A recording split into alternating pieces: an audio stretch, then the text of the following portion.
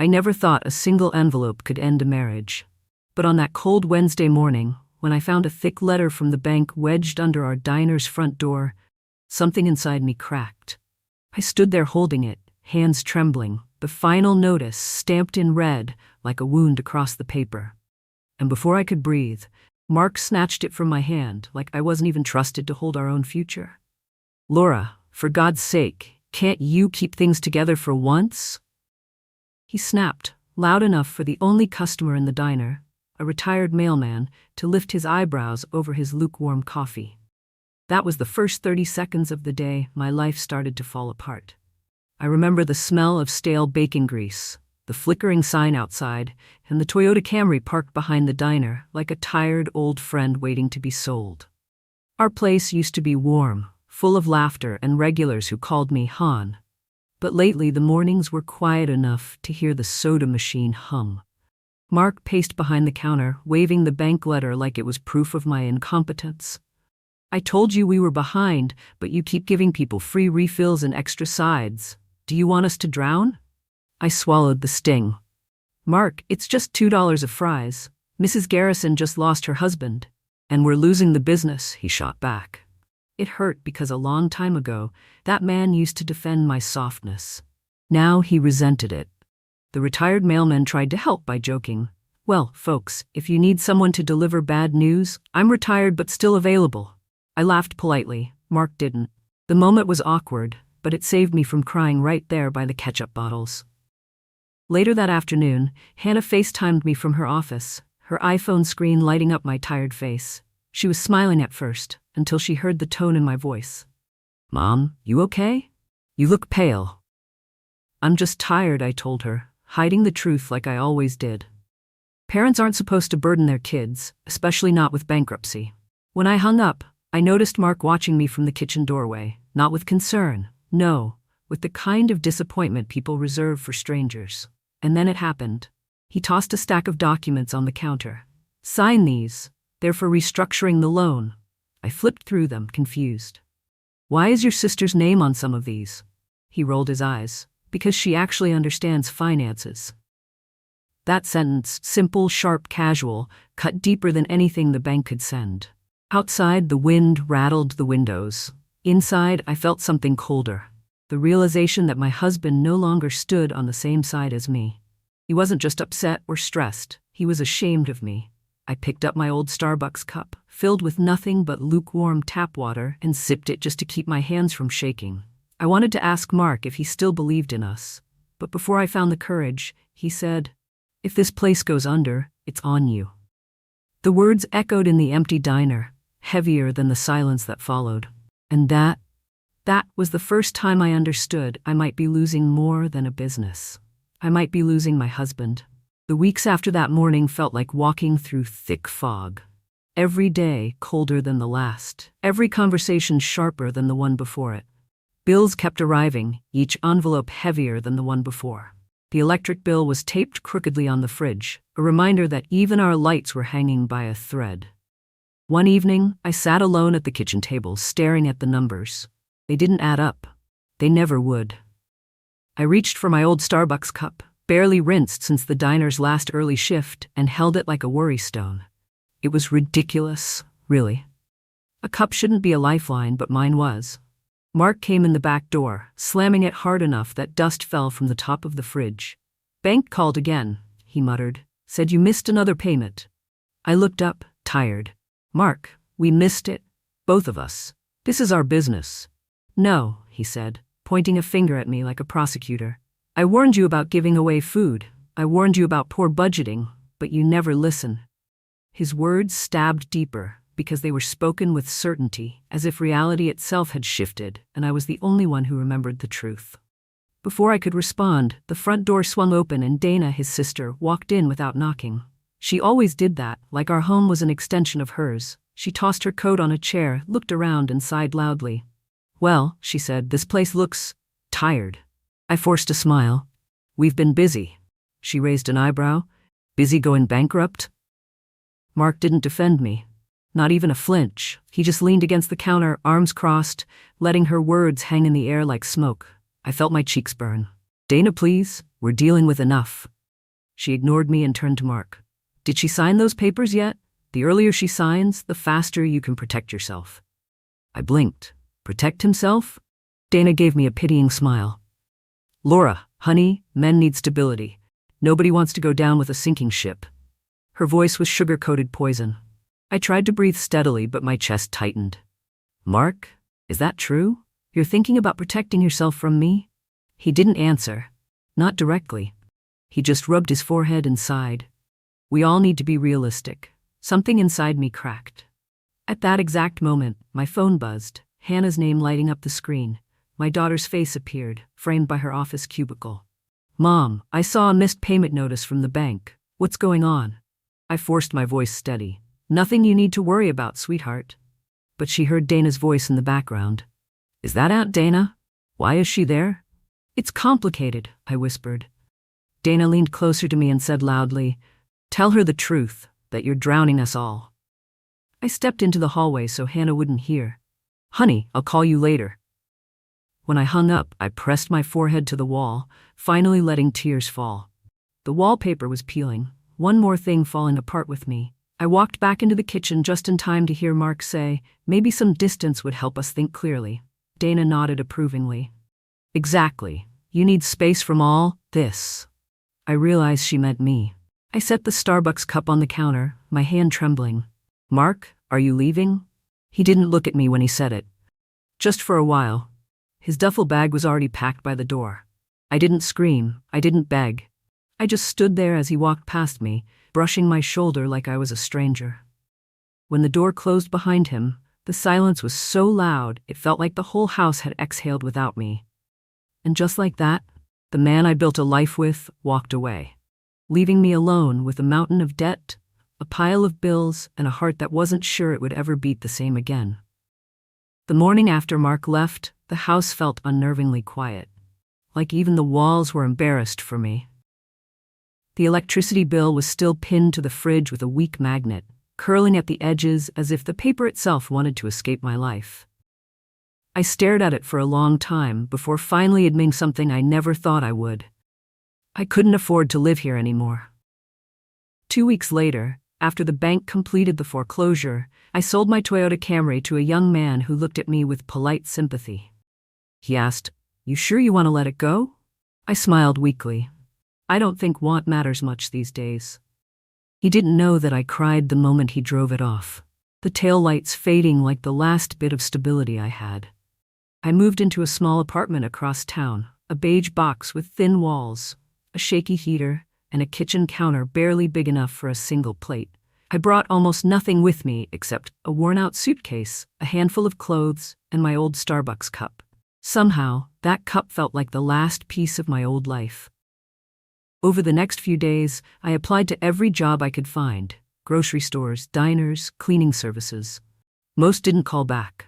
Those who did looked me over and said things like, "We're looking for someone with more stamina," or "We'll keep your application on file," which is corporate speak for, "You're too old, too tired, too broken."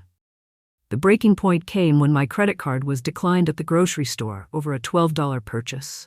The cashier smiled awkwardly, scanning the line behind me.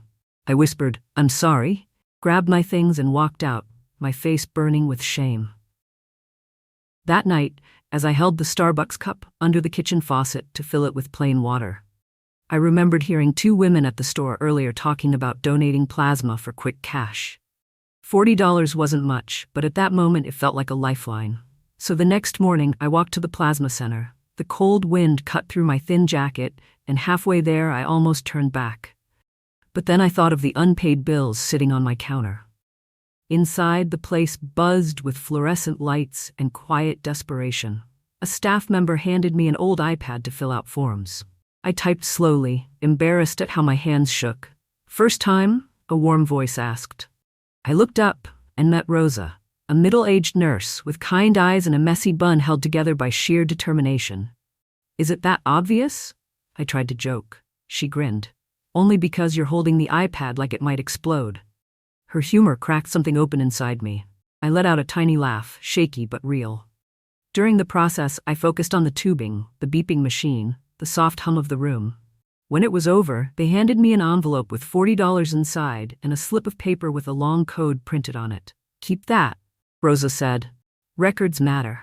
I nodded, folding it carefully into my wallet. I didn't know then that LC52, those random letters and numbers, would one day change everything. When I stepped outside, the wind hit my face, cold but strangely refreshing. I held the envelope tightly. $40. It wasn't much, but it meant I could survive one more week. And in that moment, that was enough. The next few months blurred together.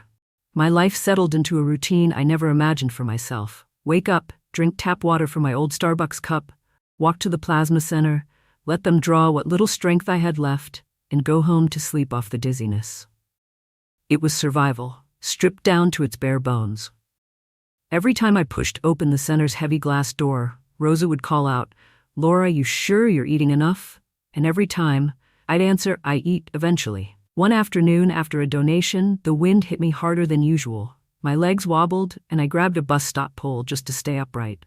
A college kid waiting nearby looked alarmed. "Ma'am, are you okay?"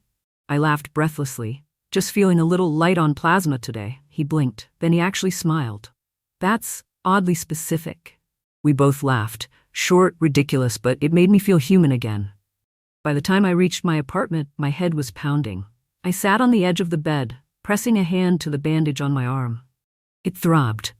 My whole life felt like that bandage, covered, but still hurting underneath. My iPhone buzzed. Hannah. I thought about ignoring it, but the guilt outweighed the exhaustion.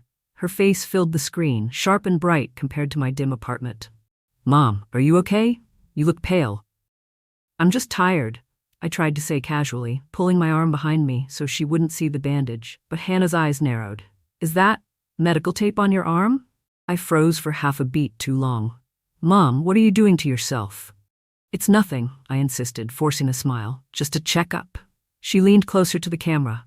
"Why do I see a plasma donation flyer behind you?" I turned instinctively. Too late. The bright orange flyer sat on my counter like a loud confession. "Hannah, please." She exhaled sharply, hurt flickering across her face. "Mom, why didn't you tell me things were this bad? Do you think I wouldn't help you?" Her voice cracked, and it felt like someone squeezed my heart from the inside.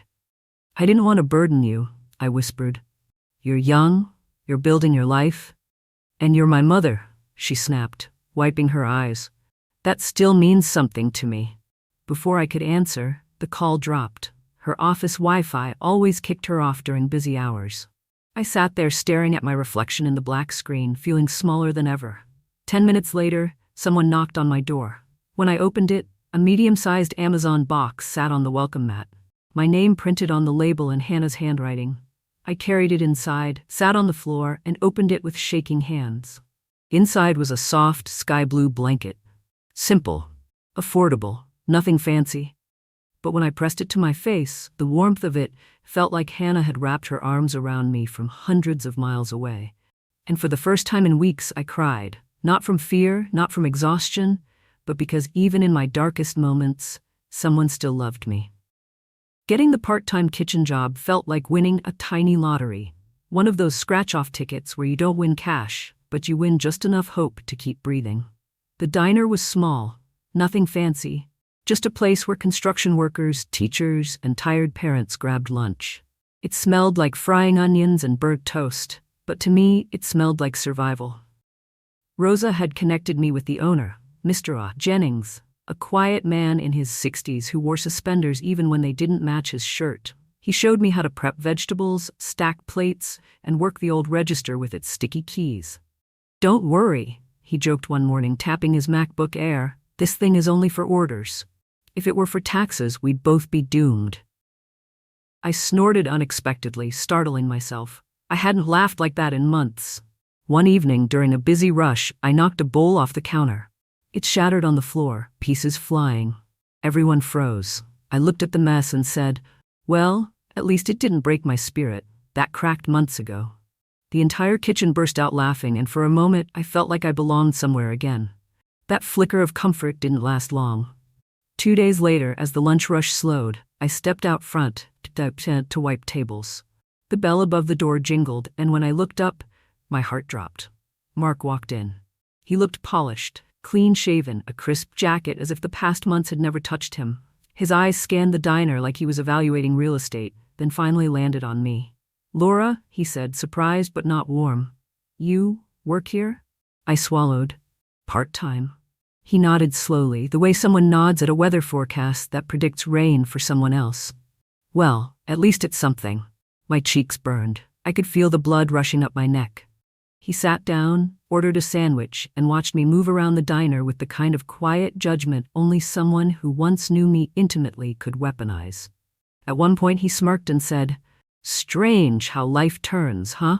From running your own place to wiping down tables." The words hit harder than anything the bankruptcy court ever sent us. I forced a smile. "Life turns for everyone, Mark." He didn't like that answer. His jaw tightened. While I refilled his water, the TV mounted in the corner played a health segment. A doctor held up a chart and spoke excitedly about a breakthrough treatment derived from a rare plasma sample known internally as LC52. My hands froze mid-pour. The letters echoed in my mind, LC52, the code on my plasma slip. Mark barely glanced at the screen. "Medical mumbo-jumbo," he muttered. "No one cares about that stuff." But I cared, even though I didn't yet know why. Before he left, Mark placed a thick folder on the table. "You need to sign these. Final details about the bankruptcy closures." I didn't touch it. Not yet. He stood, looking me over one last time. "Try not to make a scene. It's already embarrassing enough." When he left, the bell jingled gently behind him. I stood there, cloth in hand, staring at the empty door. Embarrassing? Maybe. But not for the reasons he thought. It was the first moment I truly wondered what else he'd been keeping from me. That night, after Mark walked out of the diner, I couldn't shake the feeling that something was wrong. Not just with our marriage, not just with our past, but with the way he kept shoving documents at me. Documents I never understood. Documents he never fully explained. When my shift ended, I walked home slowly, clutching my old Starbucks cup for warmth, even though it was empty. The wind was sharp, slicing through my jacket. Every step echoed the same thought.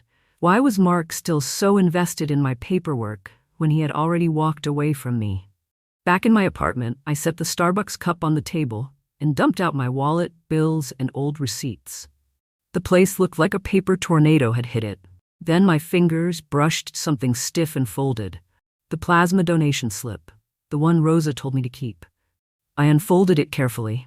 The code printed at the top, LC52, stared back at me like an accusation. I turned on the TV for background noise, and fate must have been listening because the same health segment from the diner played again. A doctor spoke animatedly. "This breakthrough treatment, derived from a rare plasma variant coded LC52, is projected to save thousands of lives and generate significant revenue for the pharmaceutical industry." My heart thudded hard. I held the slip next to the screen, matching the letters one by one. LC52, exactly the same. "What are the chances?" I whispered. Before panic fully formed, my phone buzzed. Rosa. Her voice came through low and tense. "Laura, I got a strange email today from someone at the research lab. They asked if you were available for a rights clarification discussion. Have you talked to anyone?" "No," I said, gripping the phone. "What do they want?" "That's the thing," she said. "They already have paperwork saying you transferred all rights, signed by you, and someone else." A chill moved down my spine. Someone else? There was a pause. Mark's name was on it. I sat down so fast my chair squeaked. "Mark? But he doesn't have anything to do with my plasma." Rosa exhaled shakily. "Laura, that man had access to you when you were vulnerable, when you were signing bankruptcy papers. Are you sure you know what you signed?" I pressed a hand to my forehead. Memories crashed over me, Mark shoving paperwork at me while I was exhausted, confused, desperate, Dana hovering, watching, judging. Their impatience. Their insistence. A pit opened in my stomach. "I need to see everything," I whispered. Rosa agreed to text me copies of what the research lab had sent. After hanging up, I looked around my apartment for my documents. When I tried to pull an old folder from a shelf, it slipped from my fingers, and the entire stack dropped to the floor with a thud. Papers scattered everywhere. Bank notices, rental agreements, court letters. I kneeled down to collect them, muttering under my breath, "Great. My life is a mess, and now my papers want in on the chaos." I found the bankruptcy packet Mark gave me. I flipped through the pages, and there, tucked between two sheets, was a photocopy of a signature that looked vaguely like mine. But the slant was off. The loops were too sharp. It wasn't me. I stared at it until my vision blurred. My husband, no, the man who used to be my husband, had forged my name on paperwork tied to a plasma sample now worth millions.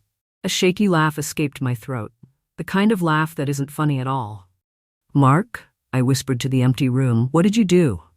The silence didn't answer. But the truth was getting louder.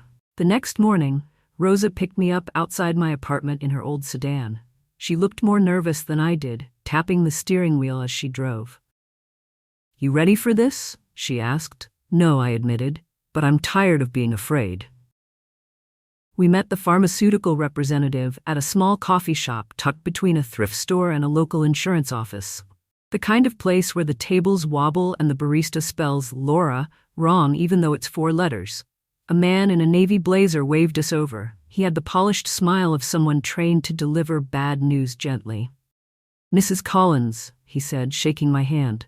"Thank you for meeting with us. I'm Nathaniel." I stopped him with a small raised hand. "I'm sorry, could you use your short name? The long one sounds like it belongs to a tax audit."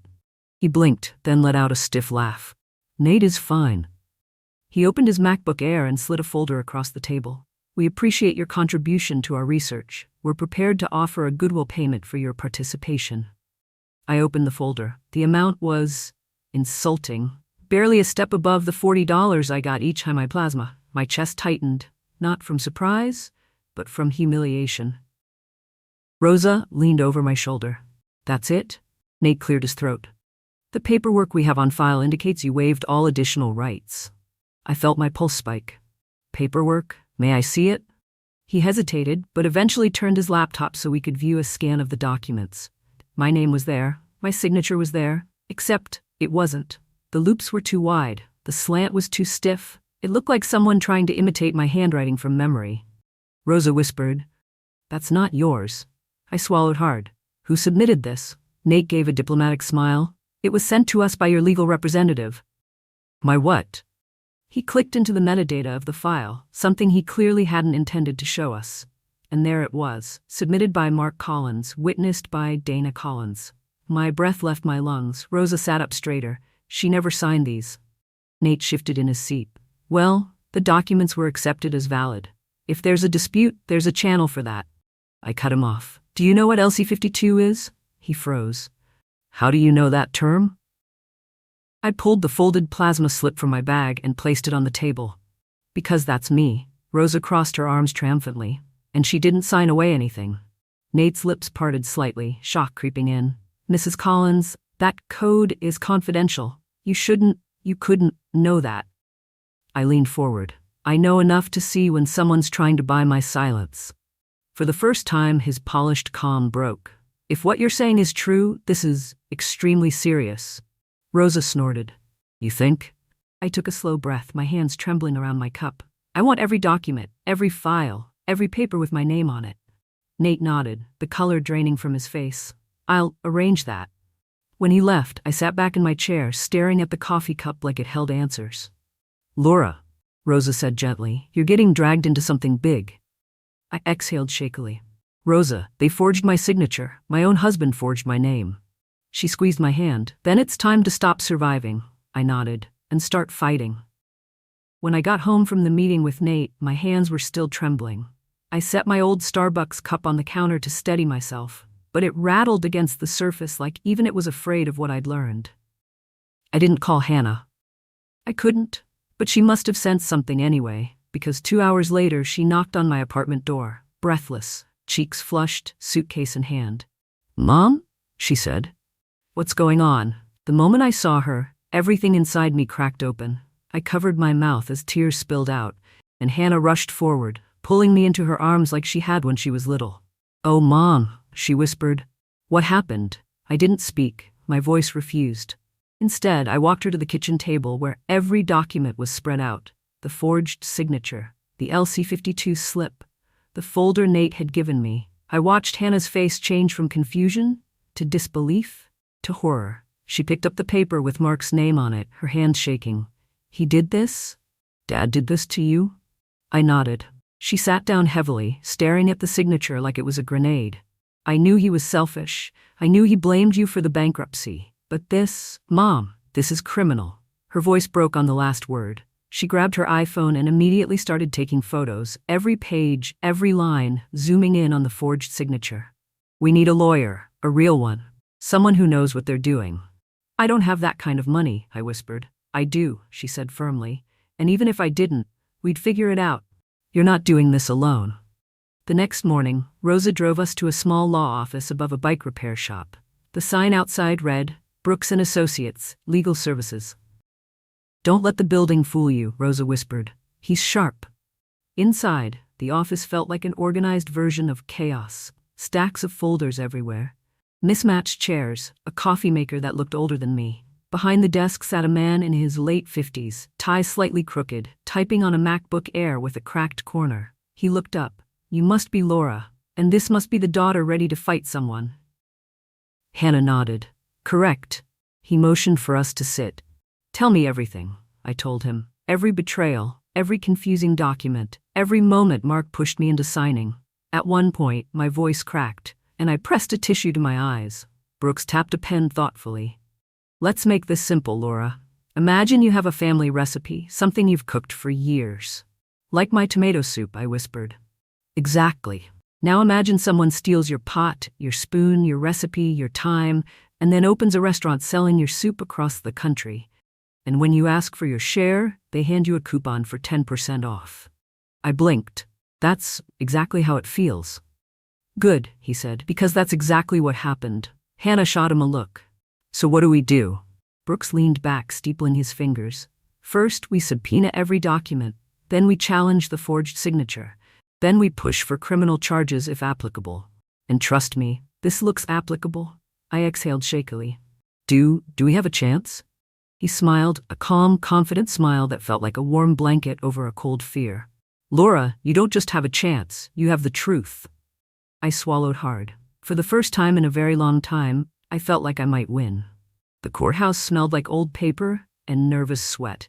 I stood outside the courtroom door holding my battered Starbucks cup, breathing slowly the way Brooks taught me.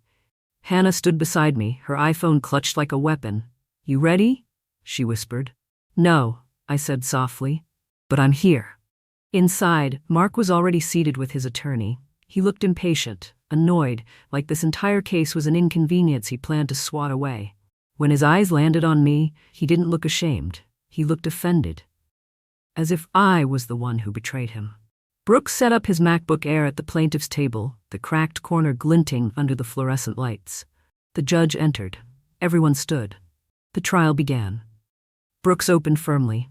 Your Honor, this case is about deception. It is about a woman who, while vulnerable, financially, emotionally, physically, had her identity stolen by the man who vowed to protect her. Mark rolled his eyes.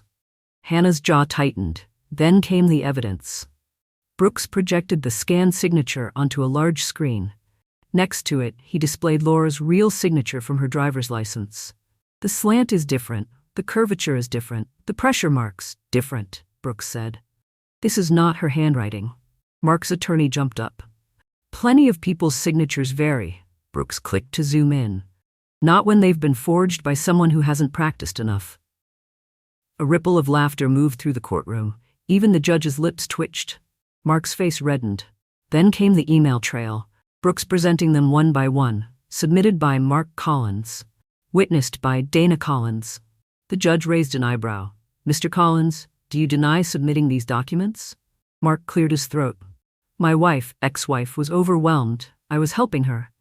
Helping, Brooks repeated, by signing on her behalf without her knowledge on paperwork tied to a multi-million-dollar medical breakthrough? Mark's gaze hardened. She never understood finances. Something inside me snapped. The judge nodded to me gently. Mrs. Collins, you may speak. My hands trembled as I stood, but my voice, surprisingly, didn't crack. I didn't understand finances, I said, but I understood trust. I trusted the man I built a life with. I trusted him when I was too tired to think, too scared to ask questions, too heartbroken to read the fine print. My voice wavered, but I steadied myself. I lost my home, I lost my business. I sold my car. I donated plasma just to afford groceries. And while I was giving away pieces of my body to survive, he was taking pieces of my future. Hannah's tears fell silently. Even a few strangers in the back wiped their eyes. I swallowed hard. I didn't sign those papers, and he knew I didn't. The judge leaned forward. Mr. Collins, this is your last opportunity to explain your actions. Mark stood abruptly. She's dramatic. She gave up on everything. Someone had to take charge. Brooks murmured, wrong answer. The judge tapped his gavel, the sound sharp. Based on the evidence, this court finds Mark Collins guilty of fraudulent misrepresentation, forged documentation, and unlawful transfer of medical rights. Mark stiffened. Hannah exhaled in relief, a sound half sob, half release. The judge continued. He will be subject to criminal charges and immediate asset freeze. Restitution will be determined in a separate hearing. I closed my eyes, not in triumph, in relief. For the first time in years, I felt the weight lift. The man who broke me was finally being held accountable, and I finally had my voice back. The day the restitution hearing ended, the sky outside the courthouse looked clearer than it had in months.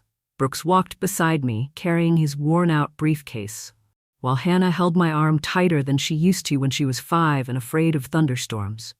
It's over, she whispered. For a long time, I didn't answer.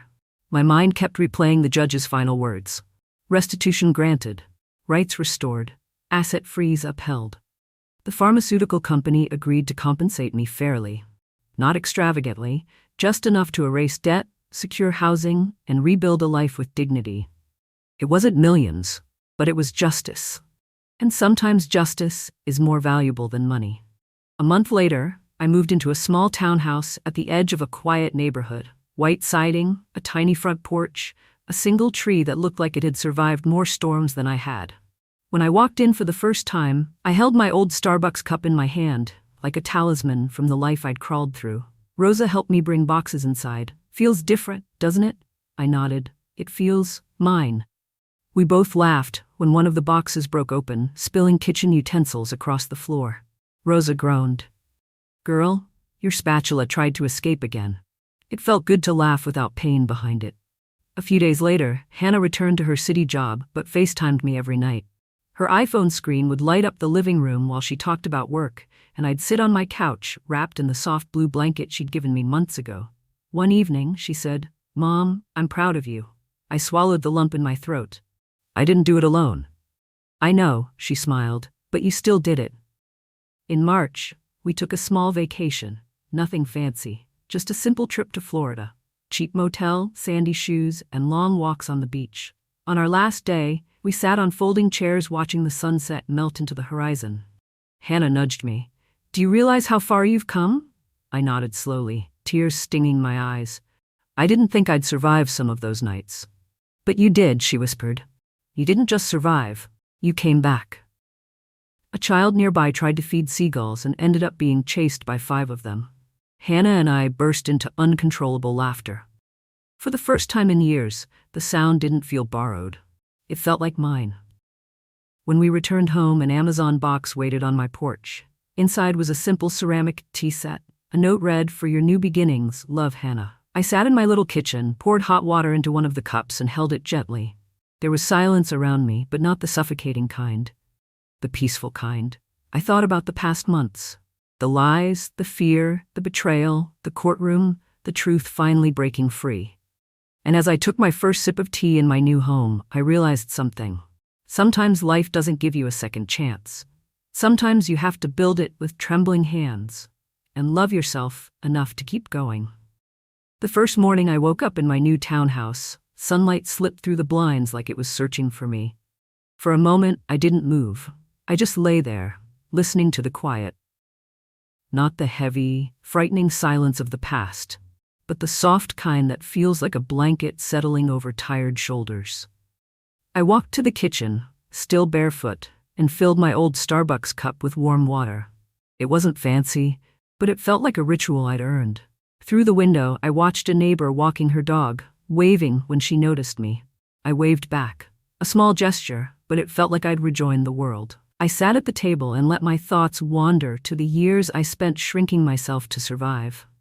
I used to think strength was about holding everything together, smiling through the pain, pretending things were fine. But real strength, quiet strength, is choosing yourself after losing everything that once defined you. Later that afternoon, Hannah called. Her face lit up the screen. "How does it feel, Mom?" I looked around at the small, cozy space filled with mismatched furniture and hope. "It feels like a beginning," I said. "A real one." That night, I stepped outside and sat on the porch with a simple cup of tea. The air smelled like grass and distant barbecues. Somewhere in the neighborhood, a child laughed. I closed my eyes and let the sound wash over me. For the first time in a long time, I felt no fear of tomorrow, just gratitude for today. And as the sky darkened, I whispered a quiet promise to myself. Never again will I live small for someone else. Never again will I forget my own worth. And never again will I apologize for surviving.